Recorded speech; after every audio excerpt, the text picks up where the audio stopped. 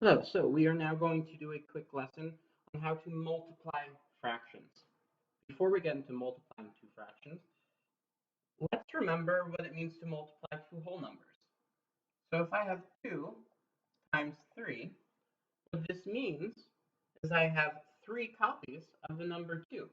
So it's equal to 2 plus 2 plus 2, which we know is 6. We can also think of it as having 2 copies of the number 3. So 3 plus 3 is 6. So let's keep this in mind as we think of multiplying a whole number by a fraction. So let's say we have 3 times 1/2. So this is saying we have 3 copies of 1/2 that we're adding together. So it's 1/2 plus 1/2 plus 1/2. And so we have 3 halves. Now that looks pretty simple to begin with, but instead of writing this as the number 3, why don't we write it as 3 over 1?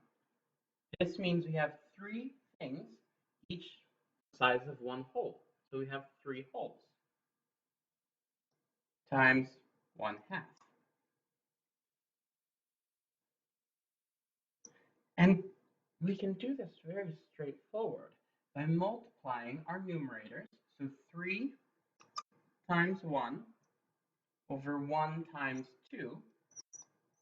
And so 3 times 1 is 3, and 1 times 2 is 2, so we get 3 halves.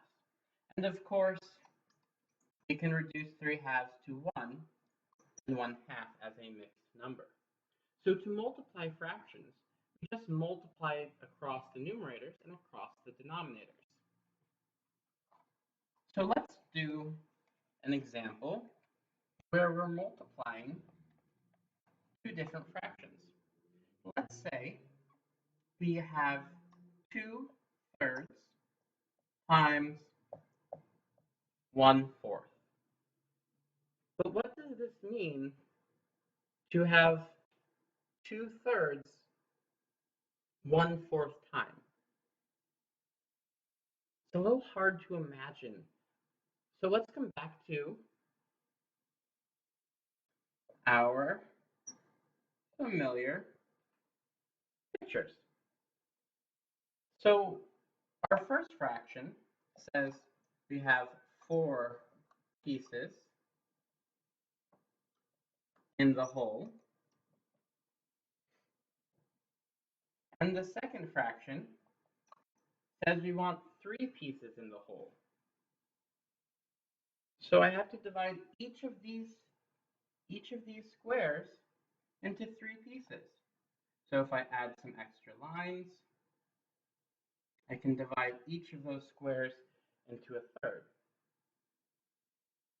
So this says each part has 3 pieces. So if each of our 4 pieces was divided into 3 pieces, we now have a total of 12 pieces. And now we fill in 2 of them once. I'm going to fill in this one. And let's fill in this one down here just to make it a little bit clearer to see where they are. And so how many have I filled in? 2 over 12, which we can reduce to 1/6. So this is what's going on conceptually, but unless we're interested in showing that picture every time, we can also just multiply straight across.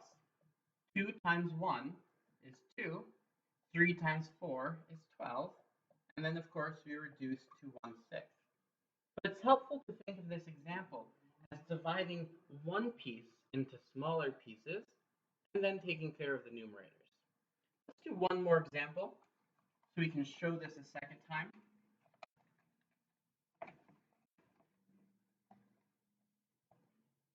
Let's do 1/2 times 1/3. So this says I want a whole with 2 pieces. So if I think of drawing a circle, I've now broken it into 2 pieces. And then this 3 says divide each piece into 3 parts.